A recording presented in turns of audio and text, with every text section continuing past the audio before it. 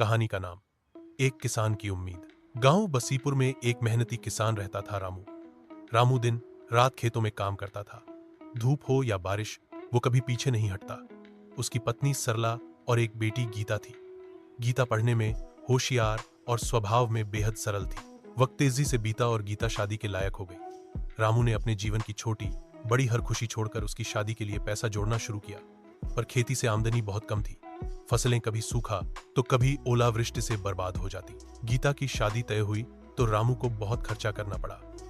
दहेज, शादी का आयोजन, कपड़े, जेवर, हर चीज में पैसे पानी की तरह बह गए और यही खर्चा रामू के लिए बोझ बन गया। उसने गांव के साहूकार से कर लिया, पर ब्याज इतना था कि चुकाना मुश्किल हो गया। अब रामू कर में डूब चुका था। खेत गिरवी रखने की नौबत आ गई थी। कई बार उसने हार मान ली थी, पर हर बार अपनी बेटी की मुस्कान और पत्नी के हौसले ने उसे फिर से खड़ा किया। रामू ने तय किया कि अब वो हार नहीं मानेगा। उसने अपने खेत में जैविक खेती शुरू की। शुरू में मुश्किलें आईं, पर धीरे धीरे उसे मुनाफा होने लगा। गांव में उसकी तरकीबें मशहूर हो गईं और लोग उससे सीखने आने लगे। 3 सालों में रामू ने पूरा कर चुकाया और आज वो गांव के सफल किसानों में से एक है।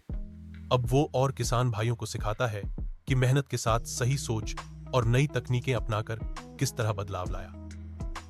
गीता भी अब अपने ससुराल में खुश है और जब भी अपने पिता को देखती है, उसकी आंखों में गर्व की चमक होती है।